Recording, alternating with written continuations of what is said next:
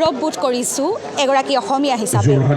অসম আবৃত্তি আৰু সংস্কৃতি পৰিষদে ডক্টৰ ভূপেন হাজৰিকাদেৱৰ জন্ম শতবৰ্ষৰ লগত সংগতি ৰাখি এক মহান কাৰ্যসূচী হাতত লৈছে। সেই কাৰ্যসূচীৰ আজি শুভাৰম্ভণি অনুষ্ঠান আৰম্ভ হৈছে। আজিৰ এই দিনটোতেই অসমৰ সমগ্ৰ জিলাত একেলগে একেস্বৰে সমগ্ৰ আবৃত্তিকাৰে আবৃত্তি কৰিছে ডক্টৰ অমৰজ্যোতি চৌধুৰীদেৱৰ অমৰ সৃষ্টি মৃত্যু জিনাৰ গান কবিতাটি।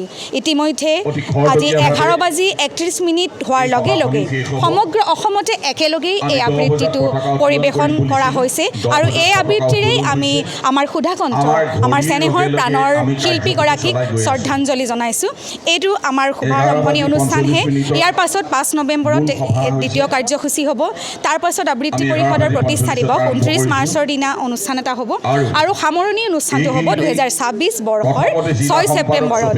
আৰু তাতো এই আবৃত্তিটোৱে একেলগে 50,000 আবৃত্তিকাৰে একেলগে সমগ্ৰ ৰাজ্যত একে সময়তে পুনৰবাৰ এই আবৃত্তিটো শিল্পীগৰাকীলৈ শ্ৰদ্ধা আগবঢ়াব।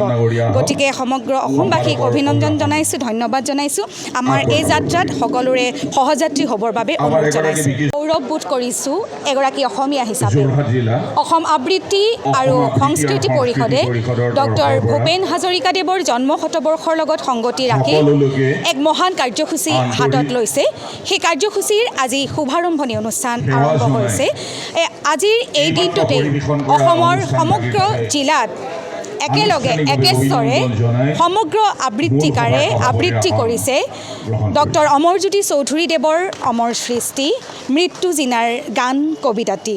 ইতিমধ্যে আজি 11:31 হোৱাৰ লগে লগে সমগ্ৰ অসমতে একেলগেই এই আবৃত্তিটো পৰিৱেশন কৰা হৈছে আৰু এই আবৃত্তিৰেই আমি আমাৰ সুধাকণ্ঠ আমাৰ চেনেহৰ প্ৰাণৰ শিল্পীগৰাকীক শ্ৰদ্ধাঞ্জলি জনাইছোঁ। এইটো আমাৰ শুভাৰম্ভণি অনুষ্ঠানহে।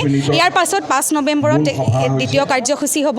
তাৰ পাছত আবৃত্তি পৰিষদৰ প্ৰতিষ্ঠা দিৱস 29 মাৰ্চৰ দিনা অনুষ্ঠান এটা হ'ব আৰু সামৰণি অনুষ্ঠানটো হ'ব 2026 বৰ্ষৰ 6 ছেপ্টেম্বৰত। আৰু তাতো এই আবৃত্তিটোৱে একেলগে 50,000 আবৃত্তিকাৰে একেলগে সমগ্ৰ ৰাজ্যত একে সময়তে পুনৰবাৰ এই আবৃত্তিটো শিল্পীগৰাকীলৈ শ্ৰদ্ধা আগবঢ়াব। গতিকে সমগ্ৰ অসমবাসীক অভিনন্দন জনাইছোঁ, ধন্যবাদ জনাইছোঁ।